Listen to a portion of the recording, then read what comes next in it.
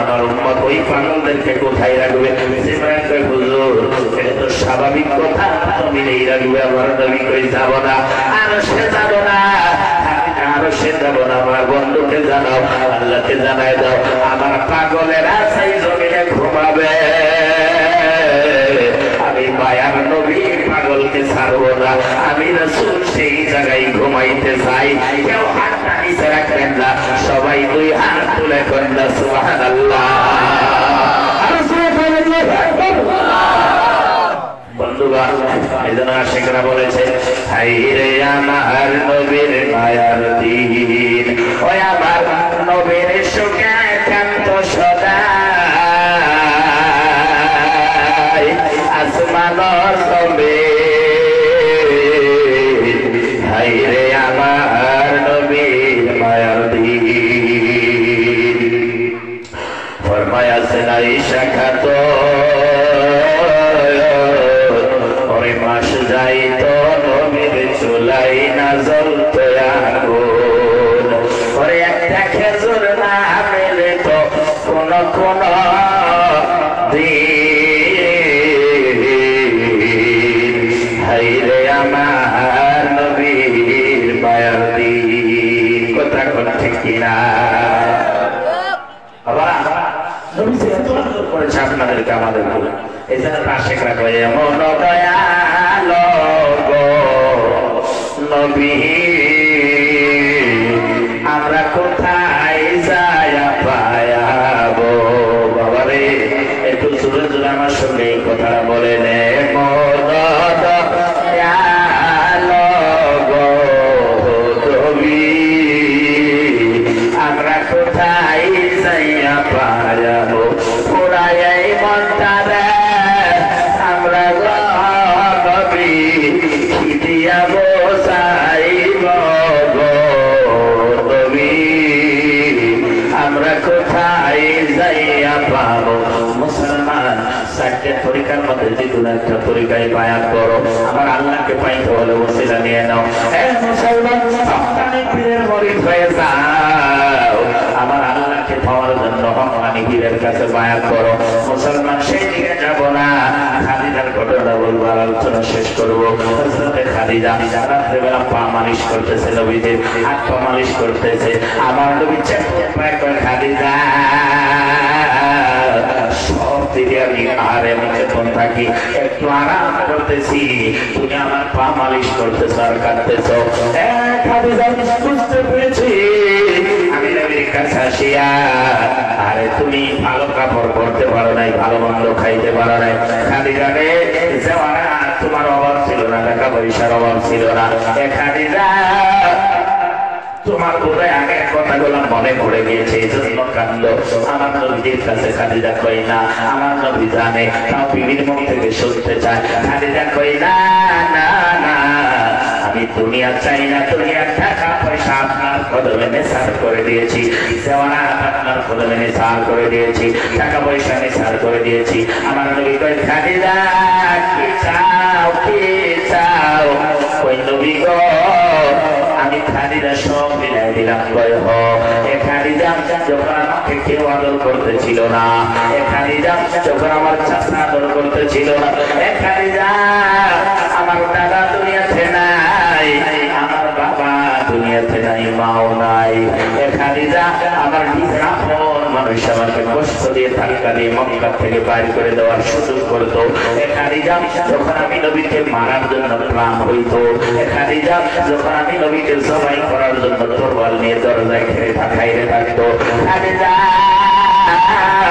ওই বিপদের কালে তুমি খাদিজা আমার সামনে আসিয়া কলিমা পড়ে মুসলমান হয়ে আমি খাদিজা তুমি সব কিছু আমাকে দিয়ে দিলা।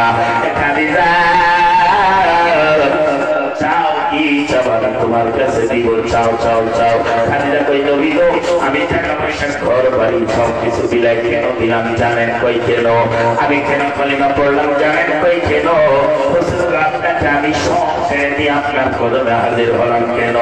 আমি খাদিজা আরে সব কিছু দেওয়ার পিছনে একটা বড় কারণ আছে। বলে কি? কই খাদিজা ডাকতে কই নবী গো আমি কবরের আযাব থেকে ডরাই।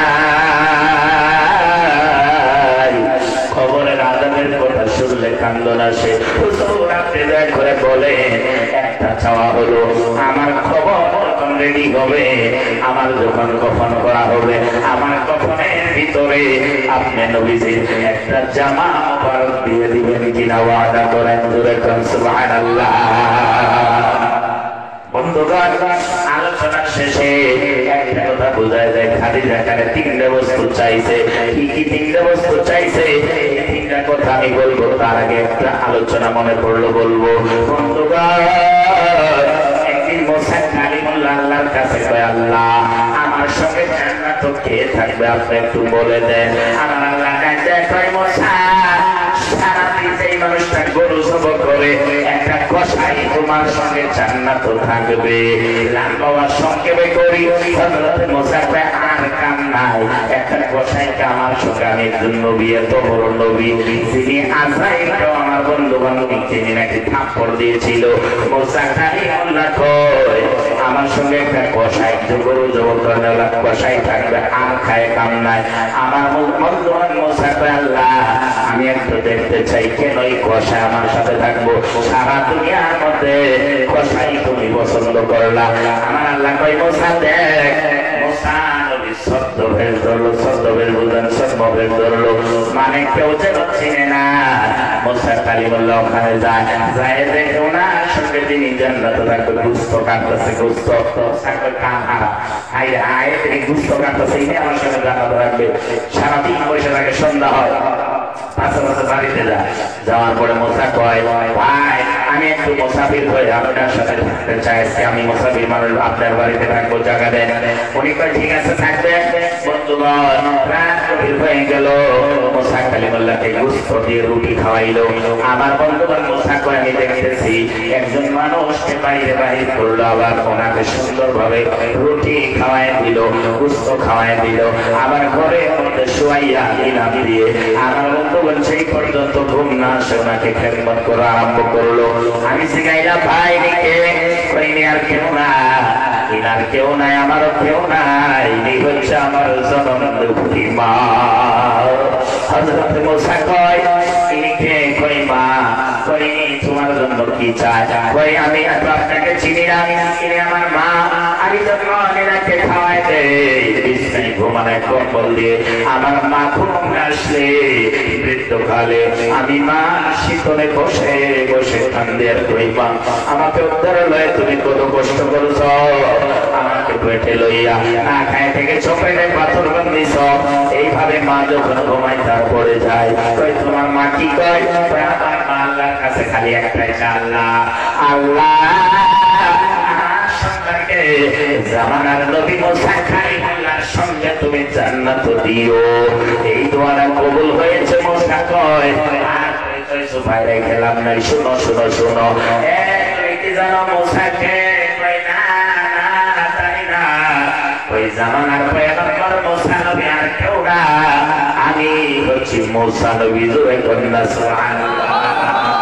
বন্ধুগণ নবী আমার বলেছে মান আসবাহা, আমার নবীজি বলেছে, আমার বন্ধু নবী বলে মান মান আসবাহা, আমার নবীজি বলে যারা সকালবেলা মা বাবার খেদমত করে, সকালবেলা মা বাবার সঙ্গে যারা মহব্বত করে সালাম দেয়, আমার আল্লাহ সঙ্গে সঙ্গে এই মানুষটার জন্য আল্লাহ জান্নাতের দরজা খুলে দেয়। জোরে বলেন সুবহানাল্লাহ। মুসলমান যাদের মা নাই বাবা নাই, একজন আছে একজন নাই, মা আছে বাবা নাই, বাবা আছে মা নাই, আমার নবী বলে ভাই বাবা হিদান বাবা হিদান শুধু একজন আছে, খেদমত করো, আল্লাহ সঙ্গে সঙ্গে তোমার জন্য একটা জান্নাতের দরজা খুলে দিবে। চিল্লায় বলনা সুবহানাল্লাহ। মান আসবাহা মুতমাইয়ান ফি ওয়ালিদাইহি আসবাহা লাহু বাবান ওয়াফতাহা মিনাল জান্নাহ ফাইন কানা ওয়াহিদান ফাওয়াহিদান। শুধু একজন আছে, একজনের খেদমত করে জান্নাতি হবা। এখন একজনও নাই, আমার সামনে অনেকে বসে আছে যার মা আছে বাবা নাই, বাবা আছে মা নাই, আবার